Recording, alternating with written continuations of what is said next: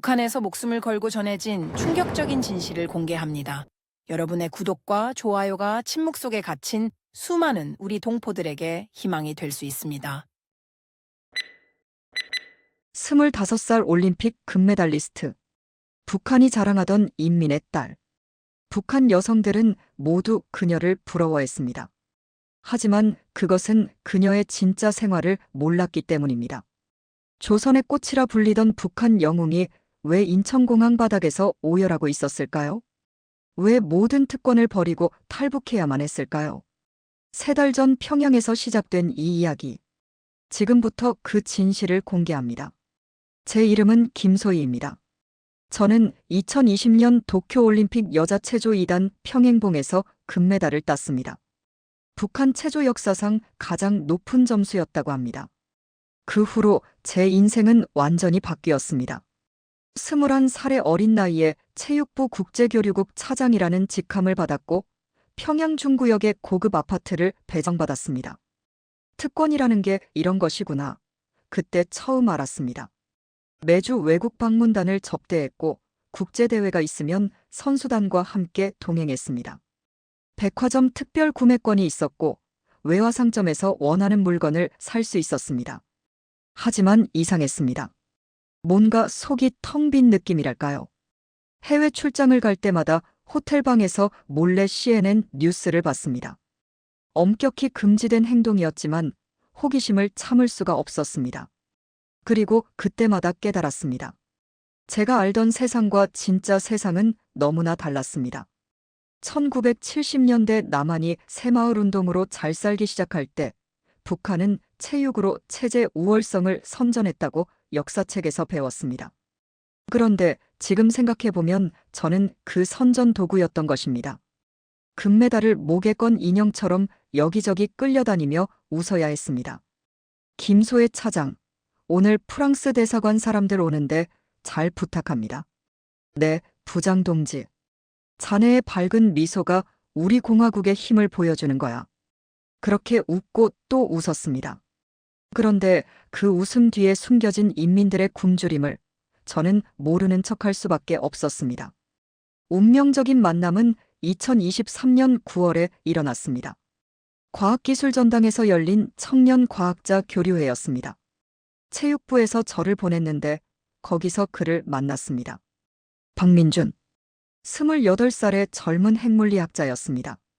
국가과학원 소속이었고 사람들은 그를 천재과학자라고 불렀습니다. 모스크바 대학에서 박사학위를 받았고 김일성 종합대학 교수로 임용될 예정이라는 소문도 있었습니다. 체조와 과학의 공통점을 아십니까? 그가 제게 처음 건넨 말이었습니다.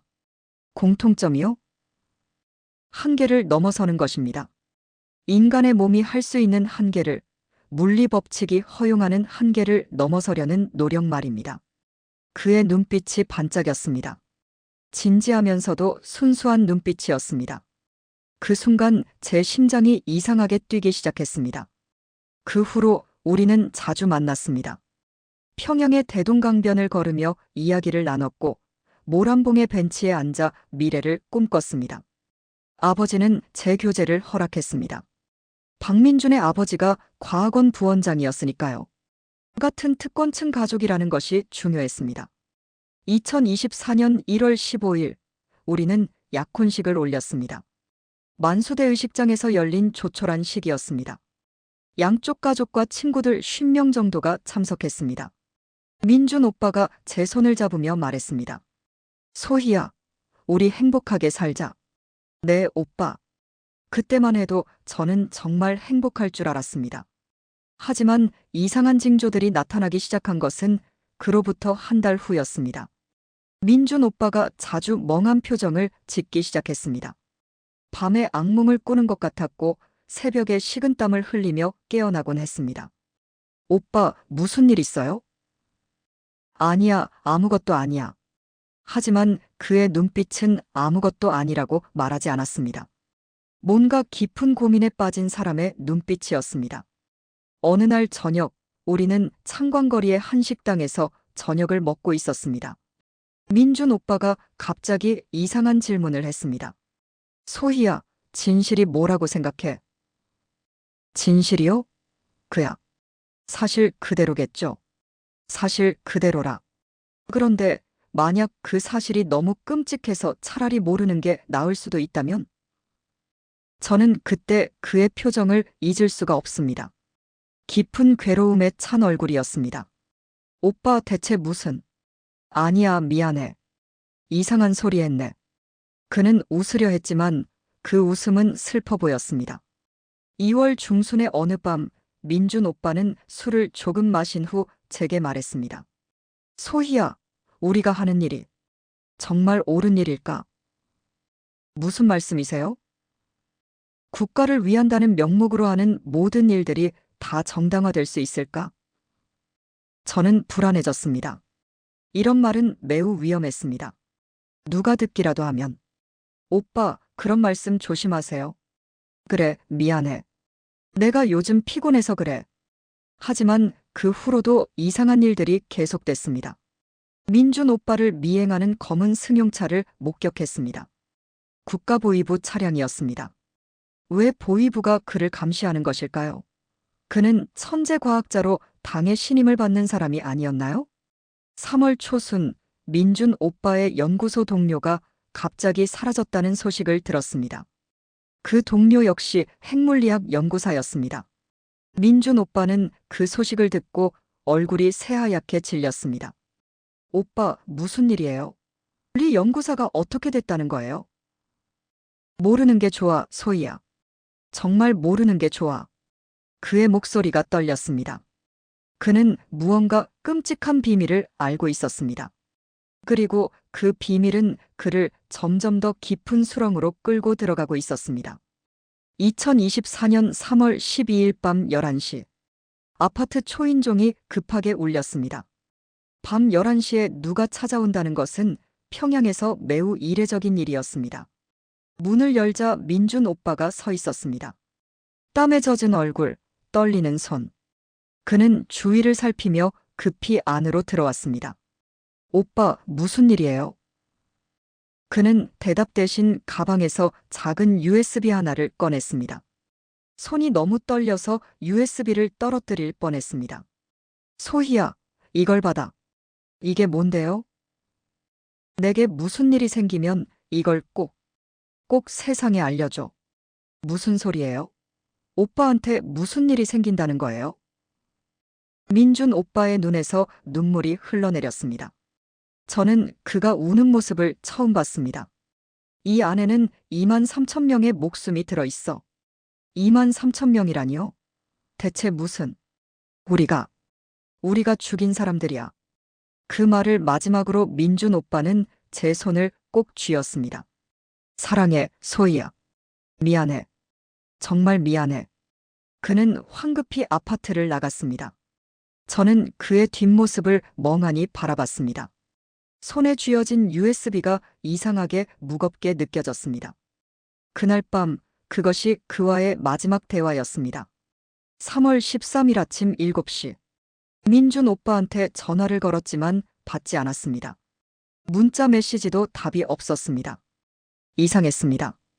그는 항상 제 전화를 받았으니까요. 9시에 다시 전화했습니다. 여전히 받지 않았습니다. 11시, 오후 2시, 5시. 계속 전화했지만 모두 무응답이었습니다. 체육부 사무실에서 일을 하면서도 마음이 불안했습니다. 어젯밤 그의 표정이, 그의 떨리는 목소리가 계속 머릿속을 맴돌았습니다. 저녁 6시, 저는 민준 오빠의 연구소에 전화를 걸었습니다. 여보세요. 박민준 연구사와 통화하고 싶은데요. 박민준 연구사요? 오늘 출근하지 않았는데요. 심장이 쿵 내려앉았습니다. 출근을 안 했다고요? 네, 연락도 없이 결근했습니다. 혹시 소식 아시면 연락 주시기 바랍니다. 전화를 끊고 저는 그 자리에 멍하니 서 있었습니다. 3월 14일 오후 3시. 저는 민준 오빠의 집으로 향했습니다. 평양 평천구역의 한 아파트 단지였습니다. 그런데 그의 집 문에는 붉은색 봉인이 붙어 있었습니다. 국가보위부의 봉인이었습니다. 다리에서 힘이 빠졌습니다. 옆집 아주머니가 조심스럽게 다가왔습니다. 혹시 박 연구사 아는 사람이요? 네, 저는 어젯밤에 보위부 차가 왔던데요. 새벽 3시쯤이었어요. 서너 명이 들어가더니 한참 후에 나가던데 박 연구사는 안 보였어요. 제 온몸이 얼어붙었습니다. 그 후로는 아무도 안 왔어요. 아침에 나와보니까 문에 봉인이 붙어 있더라고요. 저는 휘청거렸습니다. 아주머니가 제 팔을 붙잡아줬습니다. 괜찮으시오? 네, 괜찮습니다. 감사합니다. 저는 비틀거리며 그 아파트를 빠져나왔습니다. 3월 15일 새벽 4시.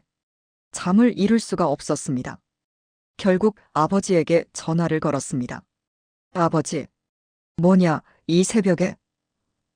박민준 오빠가 어떻게 된 거예요? 전화 너머로 긴 침묵이 흘렀습니다. 아버지, 대답해 주세요. 오빠가 어디 있는 거예요? 잊어라. 네.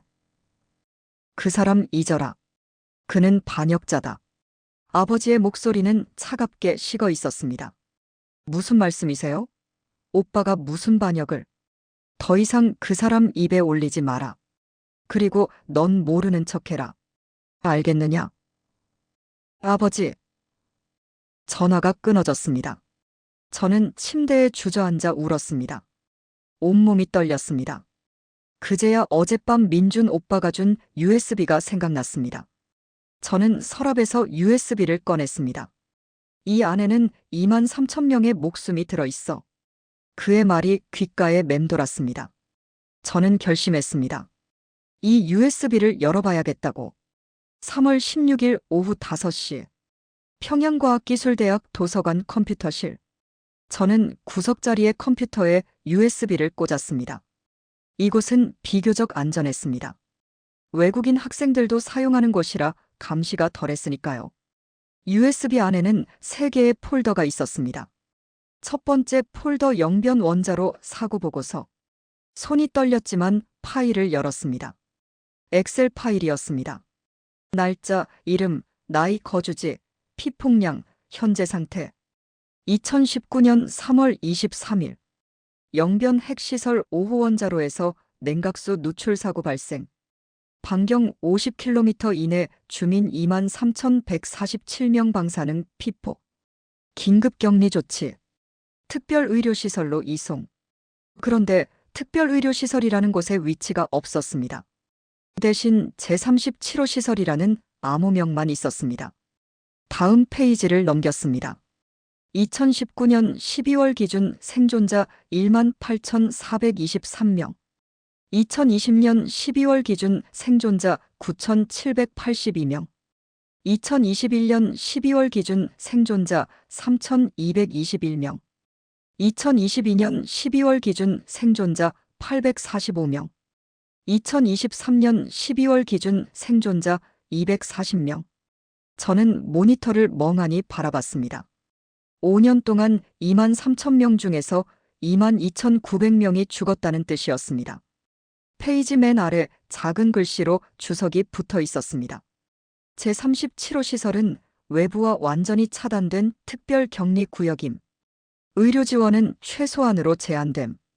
사망자는 즉시 소각 처리됨. 가족들에게는 자발적 이주로 통보됨. 제 손이 떨려서 마우스를 제대로 잡을 수가 없었습니다. 화장실로 뛰어가 토했습니다. 1시간 후, 저는 다시 컴퓨터 앞에 앉았습니다. 두 번째 폴더 핵 개발 실패 보고서. 이 파일은 더 충격적이었습니다. 조선민주주의인민공화국 핵무기 개발 현황 보고. 2006년부터 2023년까지 총 10회의 핵실험 실시. 그러나 실제 성공한 실험은 2회에 불과. 성공한 2회도 목표 위력의 20% 수준. 국제사회에 공개된 영상 자료는 컴퓨터 그래픽으로 제작됨. 실제 보유한 핵무기 중 작동 가능한 것은 10% 미만으로 추정.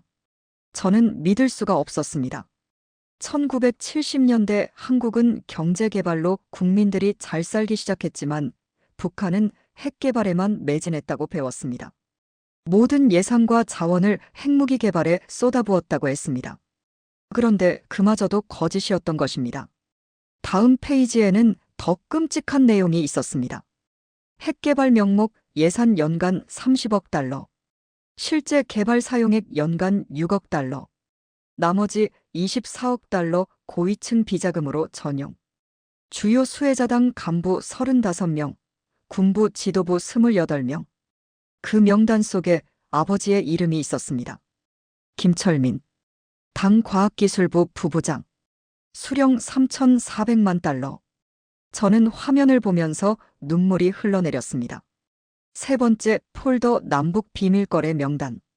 이 폴더를 열자마자 저는 왜 이 자료가 그렇게 위험한지 알 수 있었습니다. 남한의 정치인 3명, 기업인 8명의 이름이 적혀 있었습니다. 대북 지원금 명목 송금 총 8,200만 달러. 실제 지원에 사용된 금액 1,100만 달러.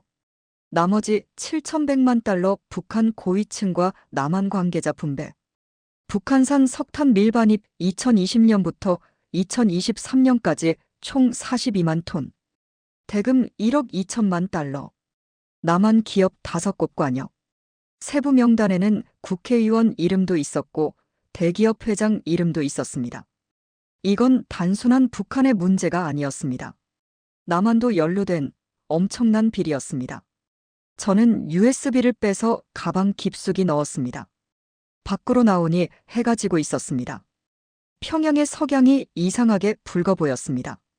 집으로 돌아와 저는 아버지와 마주 앉았습니다. 아버지, 2만 3천 명이 죽어가고 있어요. 아버지의 표정이 굳어졌습니다. 무슨 소리냐? 영변사고요. 2만 3천 명이 피폭됐고 지금도 죽어가고 있어요. 아버지는 알고 계셨죠? 어떻게 그걸? 박민준 오빠가 알려줬어요. 진실을 알려줬어요. 아버지가 벌떡 일어섰습니다. 그 자식이 뭘 줬느냐? 아버지, 그게 중요한 게 아니에요. 2만 3천 명이 죽어가고 있다고요. 그들은 조국을 위해 희생한 거다. 저는 믿을 수가 없었습니다. 희생이요? 속여서 죽게 만든 게 희생인가요? 방사능에 피폭된 줄도 모르고 특별이주라고 속여서 격리 수용소에 가뒀잖아요. 입 닥쳐. 아버지가 소리쳤습니다. 그리고는 책상 서랍에서 서류 하나를 꺼내 제 앞에 던졌습니다. 조선민주주의인민공화국 국가보위부 처형 명령서. 대상자 박민준. 죄명 국가기밀 유출 및 반역 행위. 처형 일시 2024년 3월 13일 오전 6시. 집행방법 총살. 서명란에 아버지의 이름이 있었습니다. 저는 그 자리에서 무너졌습니다. 어떻게 그럴 수가? 국가가 그를 죽인 게 아니다. 그가 스스로 선택한 거다. 오빠는 진실을 밝히려 했을 뿐이에요. 진실이 뭔지 아느냐? 진실은 국가가 정하는 거다. 당이 정하는 거다. 아버지는 차갑게 말하고는 방을 나갔습니다. 저는 바닥에 주저앉아 한참을 울었습니다. 그제야 이해됐습니다. 민준 오빠가 왜 제게 USB를 맡긴 것인지. 그는 알고 있었던 것입니다. 자신이 곧 죽을 것이라는 걸. 그 후 제 일상은 지옥이 됐습니다. 출근길마다 검은 승용차가 따라붙었습니다. 퇴근할 때도 장을 보러 갈 때도 항상 누군가 저를 감시했습니다. 체육부 동료들의 시선도 달라졌습니다. 저를 보면 고개를 돌렸고 말을 걸면 짧게 대답하고 자리를 떴습니다. 김소혜 차장은 반역자의 약혼자였대. 복도에서 들려오는 수군거림을 저는 들었습니다. 4월 10일 밤 10시. 아파트 앞에서 3명의 남자가 저를 기다리고 있었습니다. 김소혜 동무, 잠깐 이야기 좀 합시다. 누구세요? 우리가 누군지 아실 겁니다. 보위부 요원들이었습니다. 그들은 저를 차 쪽으로 끌고 가려 했습니다. 저는 소리를 질렀습니다. 살려주세요. 누가 좀 도와주세요. 마침 이웃 아저씨가 나타났습니다. 당 간부였던 그는 제 아버지와 아는 사이였습니다.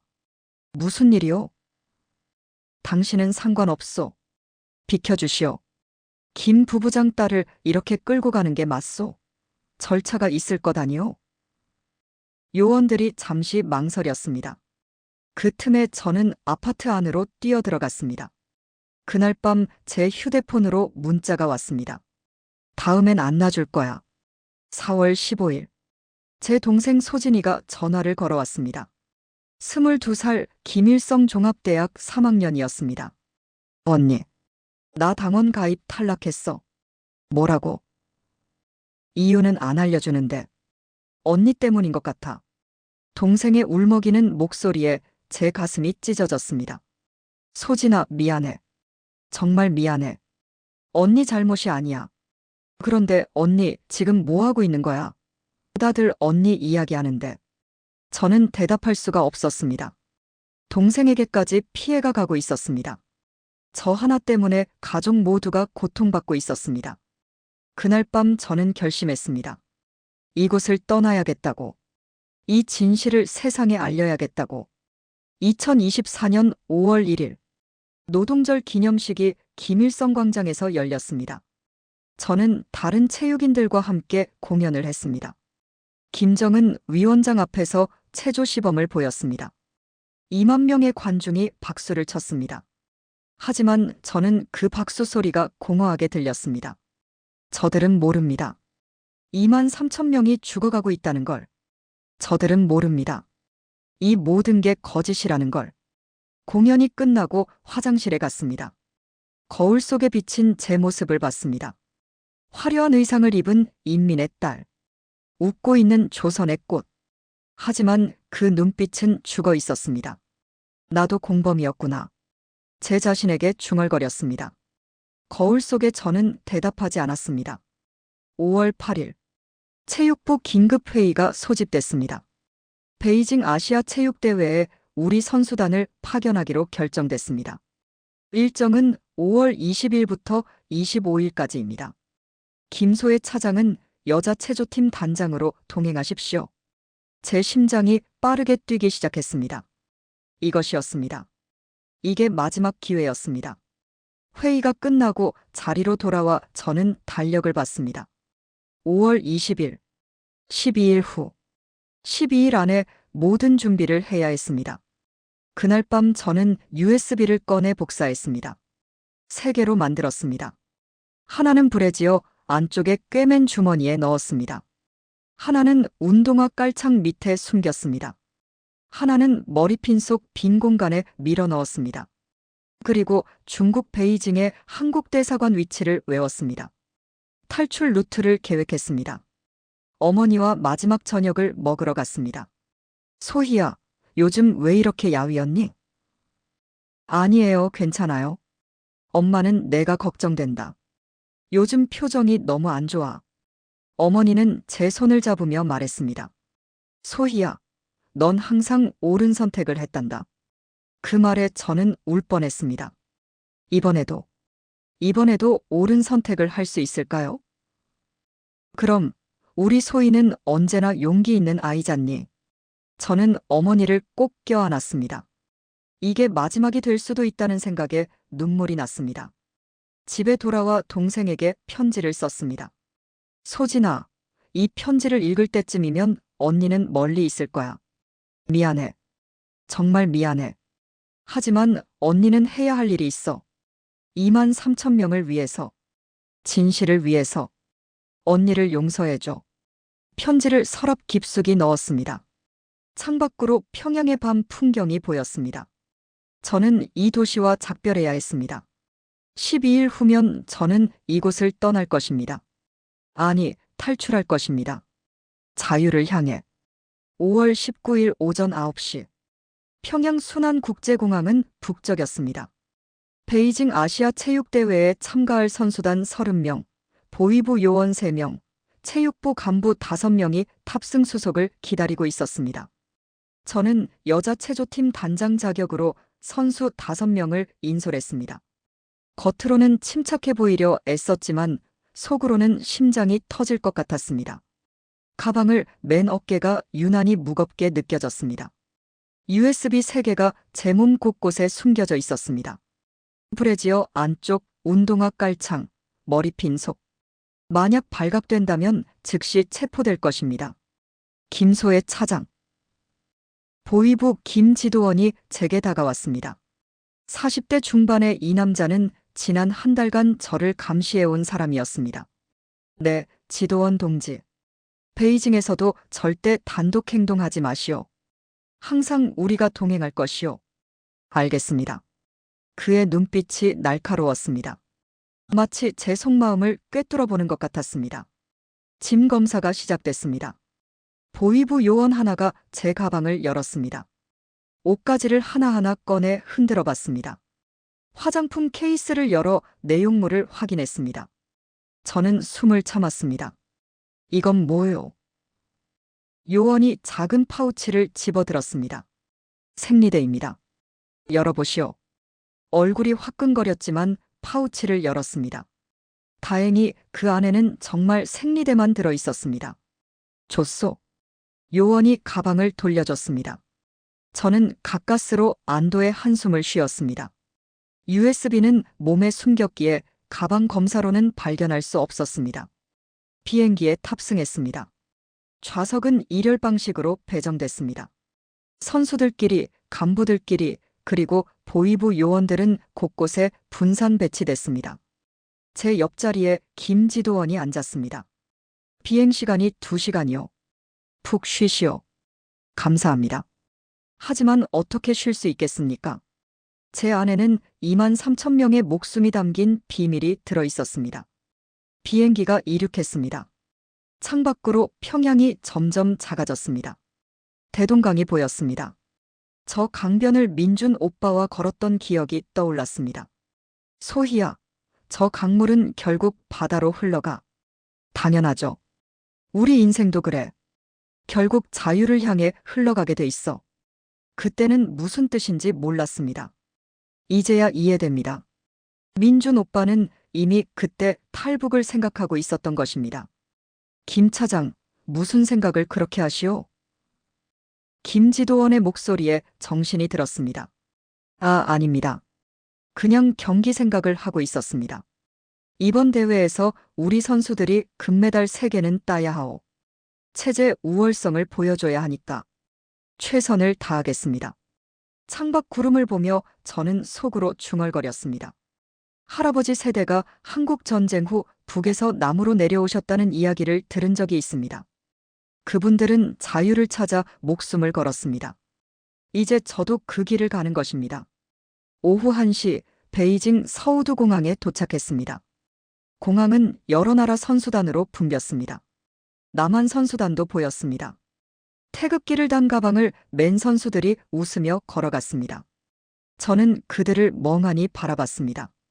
저분들은 자유롭게 웃고 떠들고 있었습니다. 감시도 없고 두려움도 없이. 김 차장, 뭘 보고 있어? 아무것도 아닙니다. 버스를 타고 선수촌으로 이동했습니다. 선수촌은 베이징 외곽의 신축 건물이었습니다. 북한 선수단에게는 5층 한계층이 배정됐습니다. 하지만 자유롭게 돌아다닐 수는 없었습니다. 모든 선수와 관계자는 외출 시 반드시 보위부에 보고하시오. 복도마다 우리 요원이 배치돼 있어. 화장실 갈 때도 혼자 가지 마시오. 김지도원의 지시가 떨어졌습니다. 제 방에는 CCTV가 설치돼 있었습니다. 침대 모서리, 천장 구석. 2개의 카메라가 제 모든 움직임을 감시했습니다. 화장실에만 카메라가 없었습니다. 저는 화장실에 들어가 거울을 봤습니다. 창백한 얼굴, 떨리는 눈동자. 진정해, 김소희. 넌 할 수 있어. 스스로에게 말했습니다. 5월 20일 베이징 도착 첫날 밤. 선수단 전체 회의가 있었습니다. 동무들, 우리는 조국의 명예를 짊어지고 왔어. 일거수일투족이 모두 조국의 이미지요. 절대 단독 행동을 하지 마시오. 만약 규율을 어기면 즉각 평양으로 송환될 것이오. 체육부리 부장의 경고가 이어졌습니다. 회의가 끝나고 방으로 돌아왔습니다. 침대에 누워 천장을 봤습니다. CCTV 빨간 불이 깜빡였습니다. 5월 21일, 둘째 날. 오전 연습 일정이 있었습니다. 체조 선수들과 함께 연습장으로 갔습니다. 당연히 보위부 요원 둘이 따라왔습니다. 연습을 마치고 선수촌으로 돌아오는 길이었습니다. 버스 창밖으로 베이징 거리가 보였습니다. 사람들이 자유롭게 걸었습니다. 카페에서 커피를 마시고 상점에 들어가고 웃으며 대화를 나눴습니다. 평양과는 너무 달랐습니다. 김 차장, 휴대폰 검사하겠소. 숙소에 도착하자마자 김 지도원이 손을 내밀었습니다. 네. 일상 검사요. 모두 제출하시오. 저를 포함한 모든 인원이 휴대폰을 제출했습니다.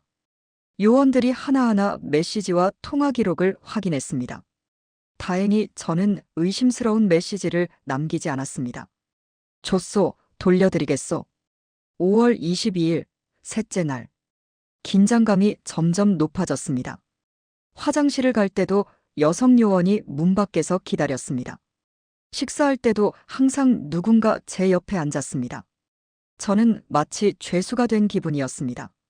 저녁 7시 선수단 회식이 있었습니다. 중국 음식점에서 저녁을 먹었습니다. 북경오리, 마파두부, 볶음밥. 오랜만에 먹는 중국 음식이었습니다. 술이 나왔습니다. 백주였습니다. 리 부장이 건배를 제의했습니다. 내일이 우리 체조팀 경기일이요. 김 차장, 한잔 하시오. 감사합니다. 저는 술잔을 받았습니다. 하지만 입만 대고 거의 마시지 않았습니다. 정신을 또렷하게 유지해야 했습니다. 다른 사람들은 점점 취해갔습니다. 얼굴이 붉어지고 목소리가 커졌습니다. 저는 조용히 자리에 앉아 내일을 준비했습니다. 내일 경기가 끝나면 모든 것을 시도하는 것입니다. 5월 23일 오전 8시. 경기 당일 아침입니다. 저는 일찍 일어나 화장실에서 USB 위치를 다시 확인했습니다. 브래지어 안쪽, 운동화 깔창, 머리핀. 모두 제자리에 있었습니다. 거울을 보며 심호흡을 했습니다. 오늘이야. 오늘 모든 게 끝나. 손이 떨렸지만 얼굴에 미소를 지었습니다.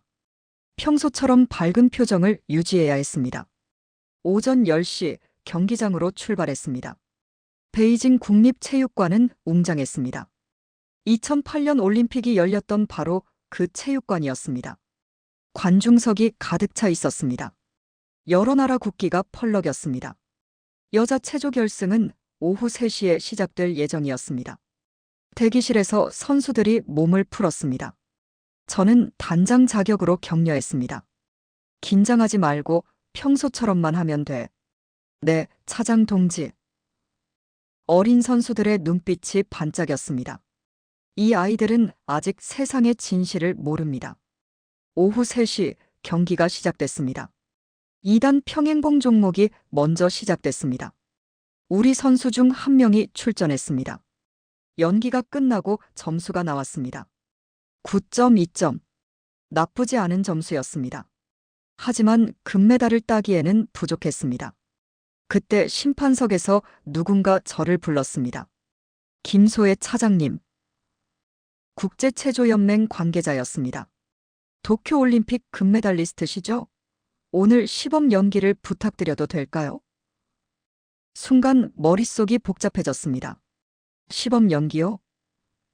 네, 관중들이 무척 보고 싶어 하실 것 같아서요. 간단히 3분 정도만요. 저는 김 지도원을 봤습니다. 그가 고개를 끄덕였습니다. 조국의 영광을 보여주시오. 마지막 공연이 될 것입니다. 저는 운동복으로 갈아입었습니다. 2단 평행봉 앞에 섰습니다. 심호흡을 하고 봉을 잡았습니다. 몸이 공중으로 떠올랐습니다. 회전, 비틀기, 손 놓기, 다시 잡기. 4년 전 올림픽 금메달을 딸 때의 그 연기를 다시 펼쳤습니다. 마지막 착지. 완벽했습니다. 관중석이 들썩였습니다. 기립박수가 쏟아졌습니다. 전광판에 점수가 떴습니다. 9.8점. 대단합니다. 김소혜 선수. 아나운서의 목소리가 울려 퍼졌습니다. 하지만 저는 그 박수가 슬프게 느껴졌습니다. 이것이 제 마지막 공연입니다. 평양은 다시는 돌아갈 수 없습니다. 시상식이 있었습니다. 시상대에 오른 것은 다른 나라 선수들이었지만 제게도 특별상이 수여됐습니다. 베스트 퍼포먼스 상, 북한의 김소혜 선수. 인공기가 올라갔습니다. 붉은 별이 달린 깃발이 천천히 올라가는 것을 보며 눈물이 났습니다. 진짜 의미는 작별이었습니다. 오후 5시 30분. 시상식이 끝났습니다. 김 차장, 좋은 연기였어. 이제 숙소로 돌아갑시다. 김지도원이 말했습니다. 네, 그런데 화장실 좀 다녀와도 될까요? 화장실? 지금? 네, 급해서요. 김지도원이 잠시 망설였습니다. 5분 안에 나오시오. 이 여자 동무가 문 앞에서 기다리고 있을 것이오. 여성 보위부 요원 하나가 저를 따라왔습니다. 경기장 화장실은 복도 끝에 있었습니다. 5분이요. 요원이 차갑게 말했습니다. 네. 저는 화장실로 들어갔습니다. 칸막이 안으로 들어가 문을 잠갔습니다. 심장이 미친 듯이 뛰었습니다. 화장실 창문을 봤습니다. 작은 창문이었지만 사람이 빠져나갈 정도는 됐습니다. 높이는 약 3m. 체조 선수인 제게는 가능한 높이였습니다. 저는 변기 위로 올라가 창문을 열었습니다. 밖을 내다봤습니다. 경기장 뒷골목이 보였습니다. 이제 뛰어내려야 합니다. 손이 떨렸습니다. 한국 대사관까지 2.3km. 달리는데 15분 정도 걸릴 것입니다. 저는 창문 밖으로 몸을 내밀었습니다.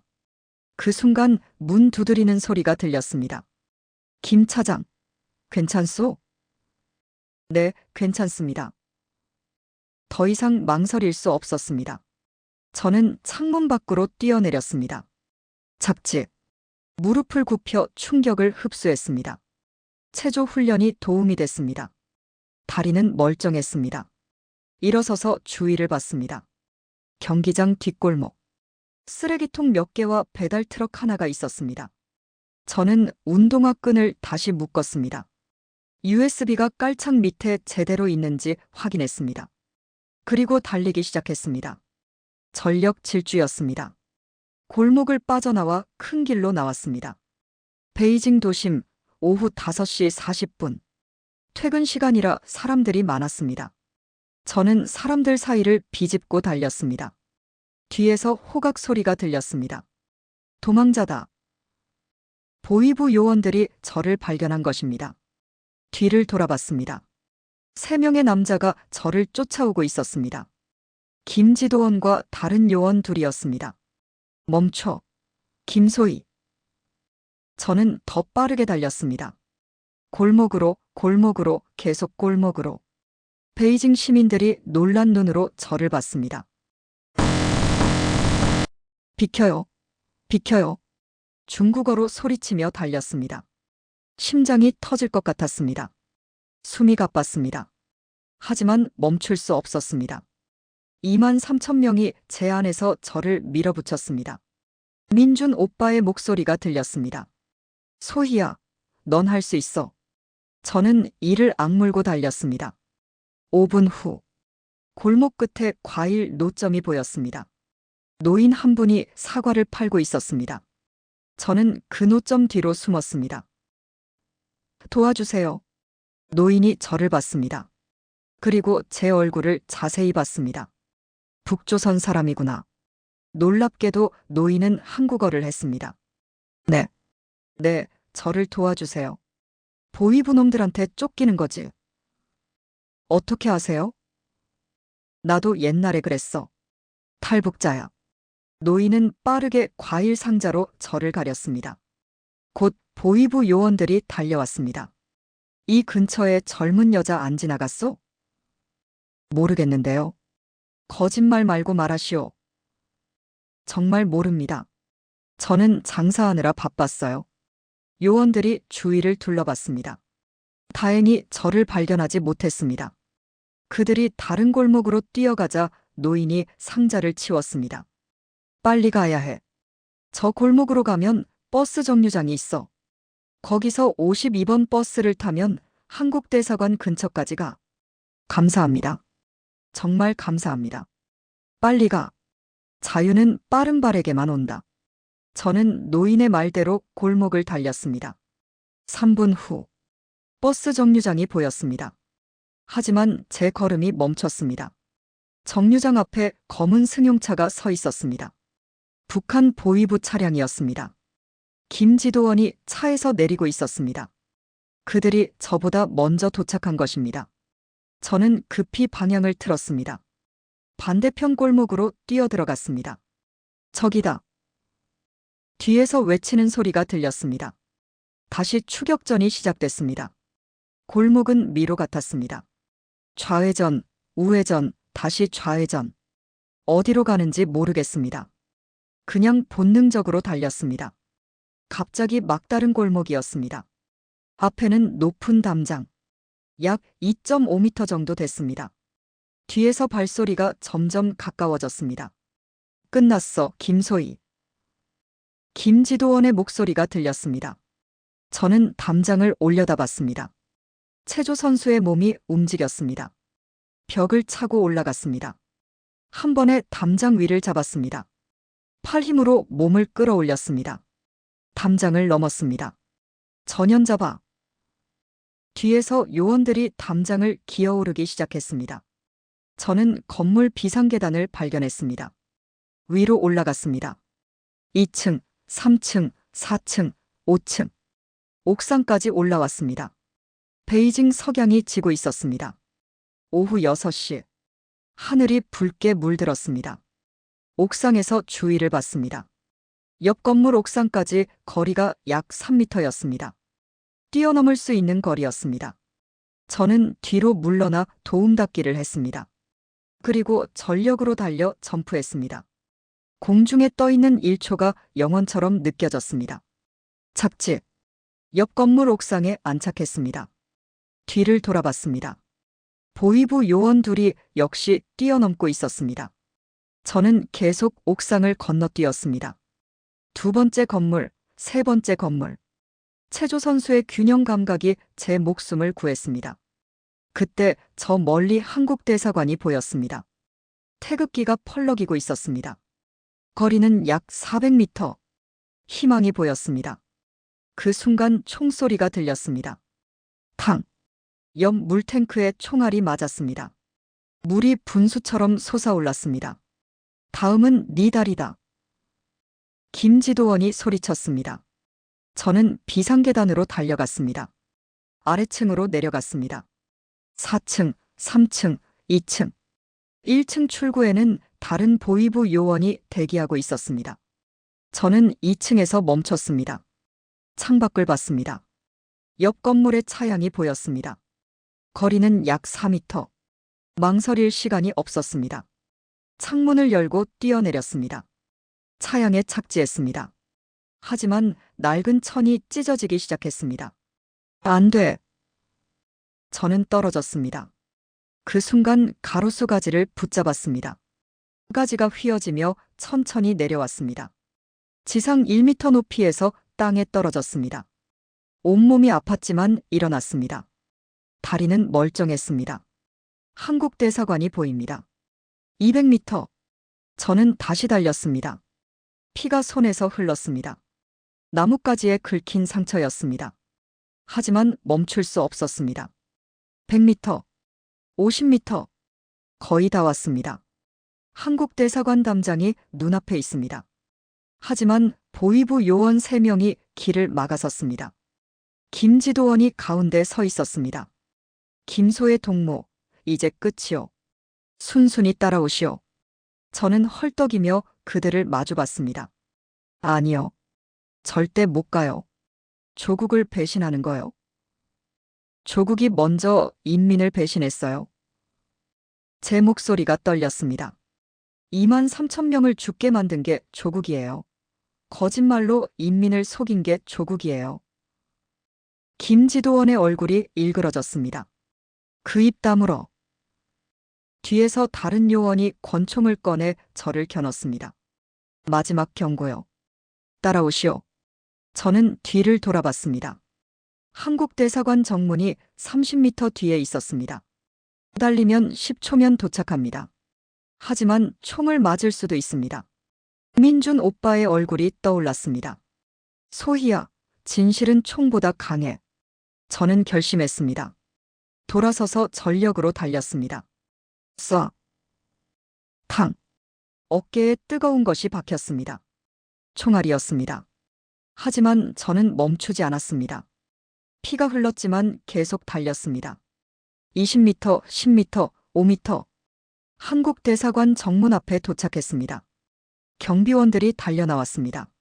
살려주세요. 저는 대한민국 국민입니다. 저는 그렇게 외치며 쓰러졌습니다. 보위부 요원들이 달려왔지만 한국 경비원들이 막아섰습니다. 여기는 대한민국 영토입니다. 물러나시오. 총성, 고함, 사이렌 소리. 모든 소리가 점점 희미해졌습니다. 의식이 흐려졌습니다. 마지막으로 들린 목소리는 이것이었습니다. 한국 땅이에요. 이제 안전해요. 그리고 저는 의식을 잃었습니다. 세상이 암전됐습니다. 하지만 제 가슴에는 USB 3개가 안전하게 숨겨져 있었습니다.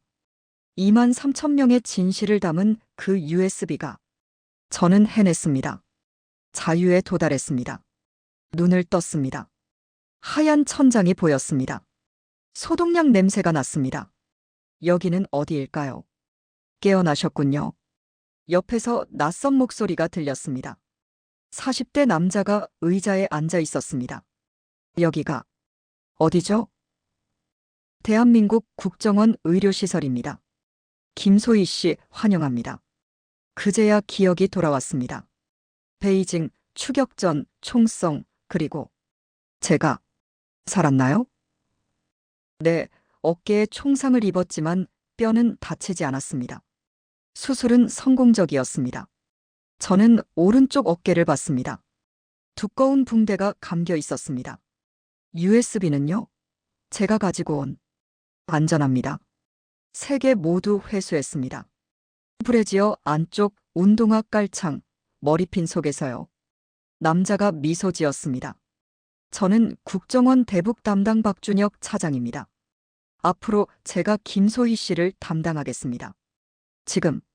지금 며칠이죠? 6월 15일입니다. 베이징에서 3주가 지났습니다. 3주나 지났다는 말에 놀랐습니다. 3주 동안 제가 계속 의식이 없었나요? 아닙니다. 처음 일주일은 병원에 계셨고 그 후 2주는 이곳에서 회복하셨습니다. 기억이 좀 흐릿하실 겁니다. 박 차장이 설명했습니다.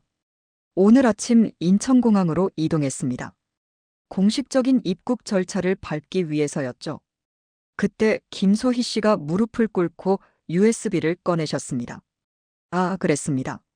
공항 입국장. 저는 그때 모든 것을 토해낸 것입니다.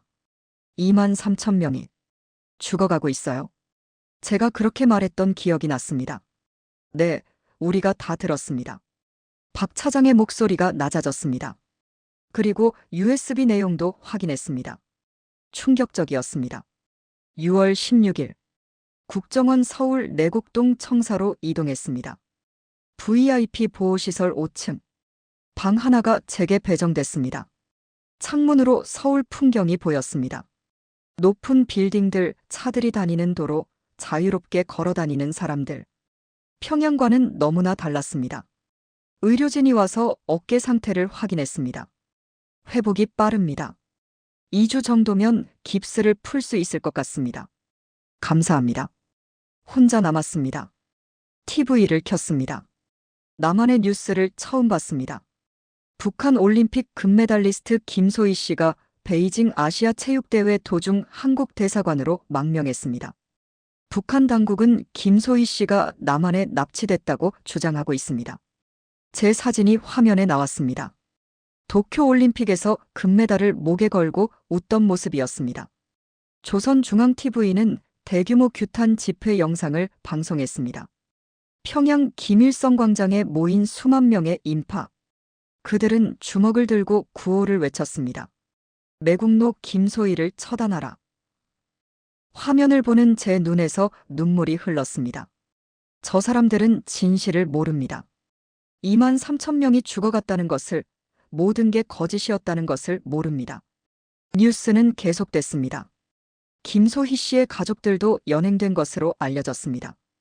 어머니 리순희 씨와 여동생 김소진 씨가 지난 5월 25일 보위부에 연행됐으며 화면이 흐려졌습니다. 눈물 때문이었습니다. 어머니 소진이. 제 선택 때문에 그들이 고통받고 있습니다. 아버지 김철민 당 과학기술부 부부장은 당직을 박탈당했으며 현재 행방이 묘연한 상황입니다. 아버지마저도.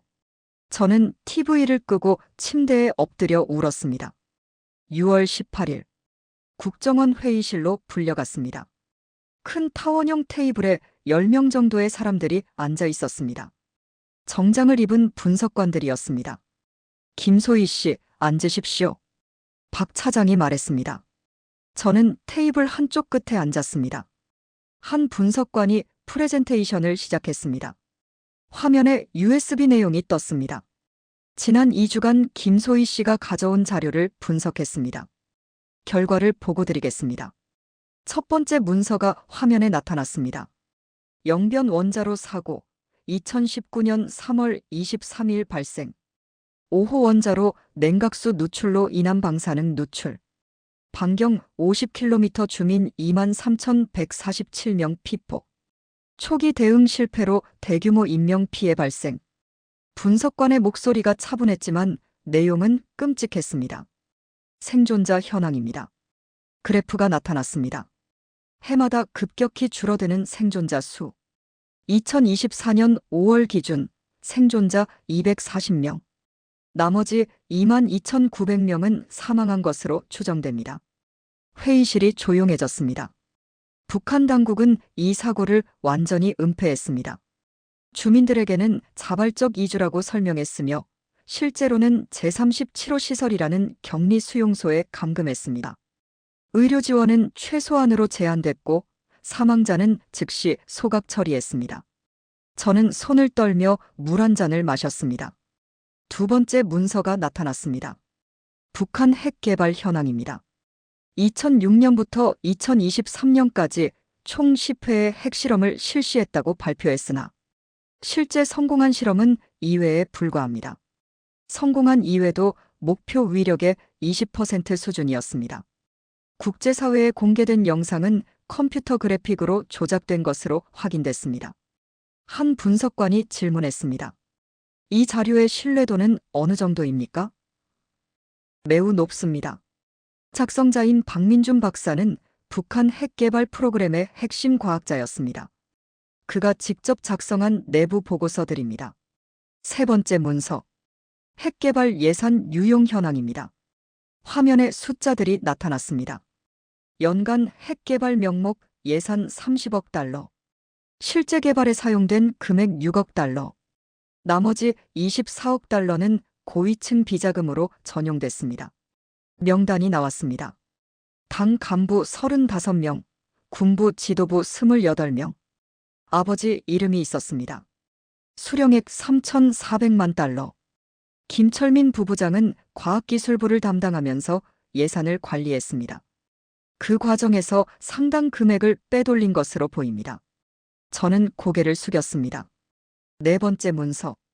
남북 불법 거래 현황입니다.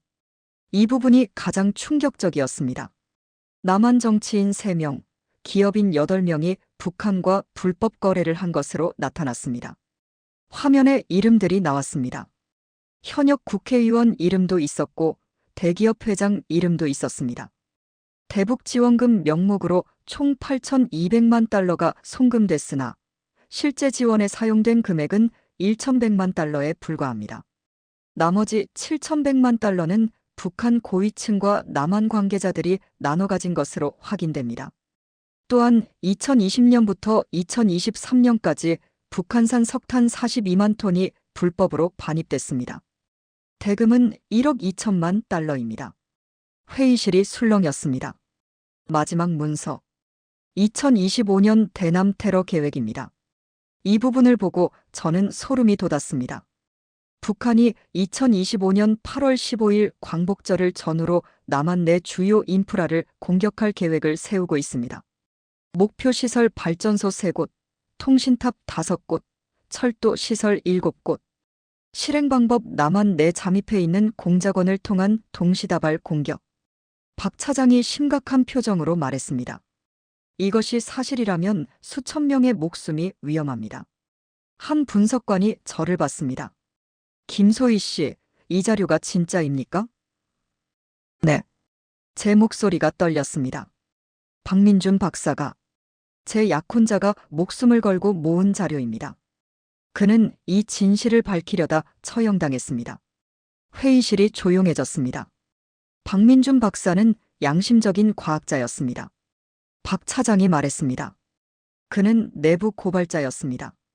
그리고 그 대가로 목숨을 잃었습니다. 저는 눈물을 참을 수 없었습니다. 하지만 이 자료를 공개하면 한 분석관이 망설이며 말했습니다. 김소희 씨 가족이 위험해집니다. 북한이 가만히 있지 않을 것입니다. 공개해야 합니다. 저는 단호하게 말했습니다. 2만 3천 명이 죽어갔습니다. 그들에게도 가족이 있었습니다.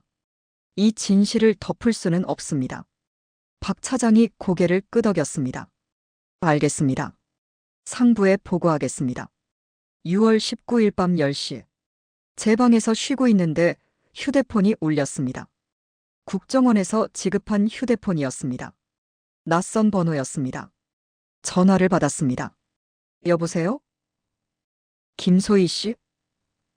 낯선 남자 목소리였습니다. 북한 억양이었습니다. 누구세요? 당신 어머니와 동생이 어떻게 되길 원하시오? 심장이 멈추는 것 같았습니다. 당신들이 누구예요? 우리는 남쪽에도 있어. 입 다물면 가족은 안전하오. 무슨 소리예요? USB 내용을 공개하지 마시오. 그러면 어머니와 동생은 무사할 것이오. 안 그러면 혁명의 철퇴가 내려질 것이오. 전화가 끊어졌습니다. 저는 손이 떨려 휴대폰을 떨어뜨렸습니다.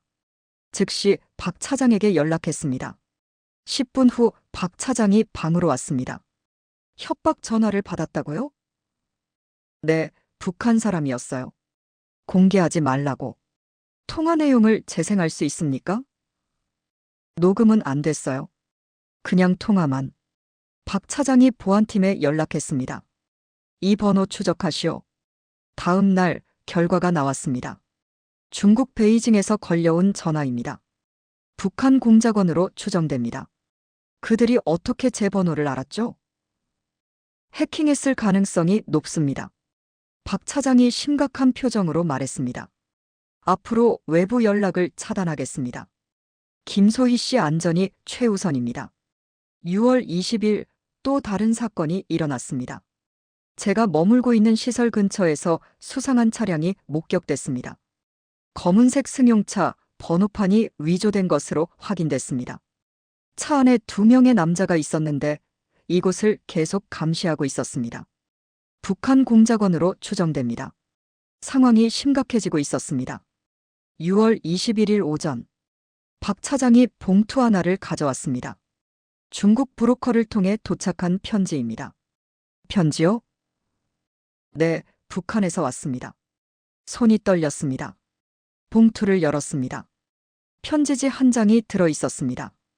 어머니 필적이었습니다. 소희야, 잘 있니? 엄마는 내가 무사하다는 소식을 듣고 안도했단다. 내가 옳은 선택을 했다고 생각해. 진실을 밝히는 것, 그게 내가 해야 할 일이야. 엄마와 소진이는 괜찮단다. 걱정하지 마라. 2만 3천 사람들. 그들에게도 가족이 있었을 거야. 그들의 어머니들도 자식을 잃고 울었을 거야. 그 눈물을 헛되게 하지 마라. 진실을 밝혀라. 그게 내가 할 일이다. 우리는 이미 각오했어. 너 때문이 아니야. 우리 스스로 선택한 거야. 사랑한다, 우리 딸. 엄마가 편지를 읽으며 눈물이 멈추지 않았습니다. 어머니는 제 선택을 지지하고 계셨습니다. 저는 편지를 가슴에 꼭 안았습니다. 박 차장이 조용히 말했습니다. 어머니께서 용기 있는 분이십니다. 네. 저는 눈물을 닦았습니다. 감정의 소용돌이가 몰아쳤습니다. 슬픔, 그리움, 그리고 결의. 기자회견을 하겠습니다. 제가 말했습니다. 확실하십니까? 가족이. 어머니가 원하시는 일입니다. 박 차장이 잠시 저를 바라봤습니다. 알겠습니다. 준비하겠습니다. 6월 22일부터 기자회견 준비가 시작됐습니다. 발표 내용을 정리했습니다. 어떤 질문이 나올지 예상 문답을 만들었습니다. 6월 23일 리허설을 했습니다. 모의 기자회견장에서 여러 번 연습했습니다. 김소희 씨, 왜 탈북했습니까? 진실을 밝히기 위해서입니다. 가족은 어떻게 됩니까? 그들도 제 선택을 지지합니다. 반복해서 연습했습니다. 6월 24일 밤. 내일이 기자회견 날입니다. 저는 혼자 방에 있었습니다. 민준 오빠 사진을 꺼내봤습니다. 베이징으로 떠나기 전 몰래 가져온 사진이었습니다. 오빠, 내일 당신이 원한 일을 하겠어요. 사진 속 그가 웃고 있었습니다. 2만 3천 명을 위해서, 진실을 위해서 USB를 손에 쥐었습니다. 이 작은 USB 안에 수많은 목숨이 들어 있습니다. 창밖으로 서울 야경이 보였습니다. 평양은 밤이면 깜깜했습니다. 전기가 부족해서 가로등도 거의 켜지지 않았습니다. 하지만 서울은 달랐습니다. 온 도시가 불빛으로 빛났습니다. 이것이 자유입니다. 할아버지 세대가 한국 전쟁에서 지킨 이 자유를 북한 사람들에게도 전하고 싶었습니다. 저는 창가에 서서 밤하늘을 올려다봤습니다. 민준 오빠, 보고 있죠? 별이 반짝였습니다. 내일 세상이 바뀔 거예요. 6월 25일 오전 9시. 74년 전 오늘 한국 전쟁이 시작됐습니다. 국정원은 의도적으로 이 날짜를 선택했습니다. 자유를 지키기 위해 싸웠던 날을 기억하기 위해서였습니다. 거울 앞에 섰습니다. 검은색 정장을 입었습니다. 오른쪽 어깨는 아직 깁스가 돼 있어서 재킷을 제대로 입을 수 없었습니다. 창백한 얼굴에 화장을 했습니다. 손이 떨렸지만 침착하려고 애썼습니다. 박 차장이 문을 두드렸습니다. 김소희 씨, 준비됐습니까? 네. 차를 타고 국정원 브리핑룸으로 이동했습니다. 복도를 지나가는데 사람들이 저를 쳐다봤습니다. 격려의 눈빛, 걱정의 눈빛, 기대의 눈빛. 브리핑룸 문 앞에 섰습니다. 화이팅입니다. 박 차장이 말했습니다.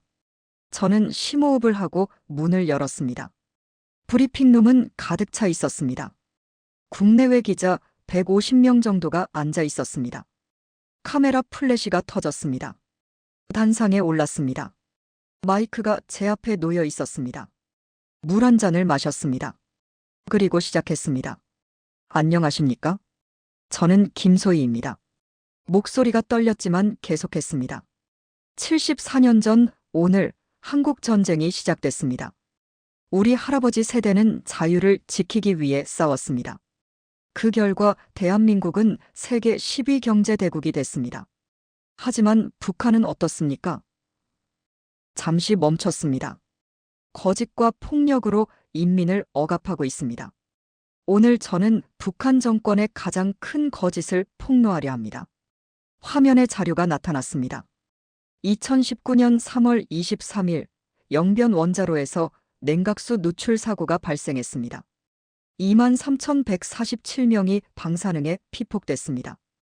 회견장이 술렁였습니다. 이들은 특별 이주라는 명목으로 격리 수용소에 감금됐습니다. 지금도 그곳에서 죽어가고 있습니다. 2024년 5월 기준 생존자는 240명뿐입니다. 플래시가 더 빠르게 터졌습니다. 북한은 이 사실을 완전히 은폐했습니다. 인민들은 아무것도 모릅니다. 다음 자료로 넘어갔습니다. 북한의 핵무기는 대부분 작동하지 않습니다. 10번의 핵실험 중 8번이 실패했습니다. 성공한 2번도 위력은 목표의 20%에 불과했습니다. 국제사회에 보여준 영상은 컴퓨터 그래픽으로 조작됐습니다. 회견장이 웅성거렸습니다. 핵개발 예산은 김정은 일가와 고위층의 비자금이 됐습니다. 연간 24억 달러가 유용됐습니다. 제 목소리가 높아졌습니다. 1970년대 한국은 경제개발로 국민이 잘 살게 됐지만 북한은 핵개발에만 매진했습니다. 그런데 그마저도 거짓이었습니다. 인민의 굶주림, 인민의 고통은 모두 헛된 것이었습니다. 잠시 숨을 고르고 계속했습니다. 그리고 목이 메었습니다. 그리고 이 진실을 밝히려던 한 과학자가 처형당했습니다. 눈물이 흘러내렸지만 닿지 않았습니다. 박민준, 제 약혼자였습니다. 그는 국가과학원 소속 핵물리학자였습니다. 양심적인 과학자였습니다. 그는 이 모든 진실을 USB에 담아 제게 맡겼습니다. 그리고 2024년 3월 13일 총살당했습니다. 회견장이 조용해졌습니다. 그는 마지막으로 제게 말했습니다. 민준 오빠의 목소리가 들리는 것 같았습니다. 진실은 총보다 강하다고. 오늘 저는 그 말을 증명하려 합니다. 2만 3천 명을 위해서, 진실을 위해서, 자유를 위해서. 긴 박수가 터져나왔습니다. 1시간 동안 질의응답이 이어졌습니다. 가족은 어떻게 됩니까? 어머니와 동생이 보위부에 연행됐습니다. 하지만 어머니는 제 선택을 지지한다고 편지를 보내셨습니다. 북한의 보복이 두렵지 않습니까? 두렵습니다. 하지만 진실은 밝혀져야 합니다. 이 자료의 신뢰도는 100%입니다. 작성자는 북한 핵 프로그램의 핵심 과학자였습니다. 기자회견이 끝났습니다. 퇴장하며 박 차장을 봤습니다. 그가 고개를 끄덕였습니다. 저는 해냈습니다. 그날 오후부터 세상이 들썩이기 시작했습니다. CNN 긴급 속보가 나갔습니다. 노스 코리언 올림픽 챔피언 디펙츠, 리빌즈 누클리어 커버업. BBC도 특집 방송을 편성했습니다. 알자지라, 로이터, AP통신, 모든 국제 언론이 보도했습니다. UN 안전보장이사회가 긴급 회의를 소집했습니다. 미국 국무부 대변인이 성명을 발표했습니다. 충격적인 증언입니다. 사실관계를 철저히 조사하겠습니다. 중국 외교부는 당황한 반응을 보였습니다. 이것은 내정 간섭입니다. 각국은 신중하게. 하지만 그들의 목소리도 흔들리고 있었습니다. 남한 내 반응도 뜨거웠습니다. 광화문 광장에 시민 수만 명이 모였습니다. 북한 인권을 보호하라. 2만 3천 명을 잊지 말자. 촛불이 켜졌습니다. 한편 일부 정치인들은 당황했습니다. USB에 이름이 있던 사람들이었습니다. 검찰이 즉각 수사에 착수했습니다. 대북 불법 송금 의혹, 전격 수사. 국회의원 2명 소환 조사.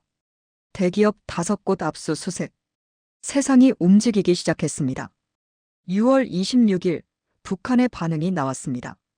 조선중앙TV 긴급 성명. 매국노 김소희에게 사형을 선고한다. 그는 조국을 배신한 역적이다. 김정은이 직접 서명한 처형 명령서가 공개됐습니다. 가족 연좌제도 발동됐습니다. 하지만 예상치 못한 일이 일어났습니다. 중국 브로커를 통해 들려온 소식이었습니다. 평양 시민들 사이에 소문이 퍼지고 있습니다. 2만 3천 명 사고가 진짜라는 얘기가 돌고 있습니다. 당 간부 자녀들도 USB 내용을 몰래 공유하고 있습니다. 사람들이 진실을 알기 시작했습니다. 내부 균열이 시작된 것입니다. 더 놀라운 소식도 있었습니다. 6월 한 달간 탈북 시도가 37건 발생했습니다. 평소의 3배입니다. 김소희 씨의 기자회견이 영향을 준 것으로 보입니다. 진실의 힘이었습니다. 총보다 협박보다 억압보다 강한 것. 1년 후 2025년 6월 25일 저는 서울 은평구의 작은 아파트에 살고 있었습니다. 북한 인권시민연대에서 활동가로 일했습니다. 매주 전국 학교를 돌며 강연을 했습니다. 오늘은 경기도의 한 고등학교를 방문했습니다. 강당에 학생 300명이 모여 있었습니다. 안녕하세요. 저는 김소희입니다. 1년 전 오늘 저는 북한의 진실을 세상에 알렸습니다. 학생들이 조용히 들었습니다. 여러분이 누리는 자유는 공짜가 아닙니다. 누군가 목숨을 걸고 지킨 것입니다.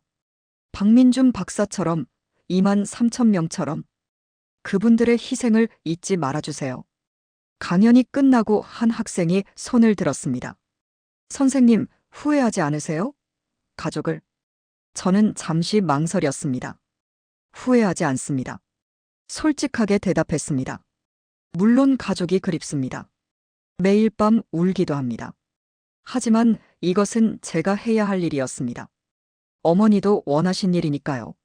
학생이 고개를 끄덕였습니다. 저녁, 한강공원을 혼자 산책했습니다. 6월의 바람이 시원했습니다. 한강물이 반짝였습니다. 휴대폰이 울렸습니다. 문자 메시지였습니다. 발신자는 알 수 없음이었습니다. 열어봤습니다. 김소의 동무 평양에서 안부 전합니다. 심장이 뛰기 시작했습니다. 어머니와 동생 건강합니다. 눈물이 났습니다. 많은 사람들이 진실을 알게 됐습니다. 당신이 한 일은 헛되지 않았습니다. 언젠가 다시 만날 날을 꿈꿉니다. 평양의 친구가. 저는 한강을 바라보며 울었습니다. 어머니, 소진이, 그리고 2만 3천 명의 영혼들. 하늘을 올려다봤습니다. 별이 반짝였습니다. 민준 오빠, 보고 있죠? 바람이 제 머리카락을 흔들었습니다. 당신 말이 맞았어요. 진실은 정말 총보다 강했어요. 2024년 한 젊은 여성의 용기가 세상을 바꿨습니다. 2만 3천 명의 희생은 헛되지 않았습니다. 북한 내부에서 변화의 바람이 불기 시작했습니다. 이것은 한 사람의 이야기가 아닙니다. 자유를 꿈꾸는 모든 사람들의 이야기입니다. 오늘도 북한 어딘가에서 누군가는 진실을 위해 싸우고 있습니다. 그들에게 이 이야기가 희망이 되기를. 이 이야기는 100% 창작 픽션입니다. 하지만 그 안에 담긴 메시지는 진실입니다. 자유는 공짜가 아닙니다. 누군가 피와 눈물로 지켜낸 것입니다.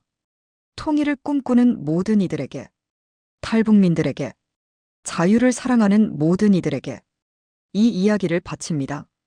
끝까지 들어주신 따뜻한 마음을 가진 여러분이야말로 진정한 애국자입니다.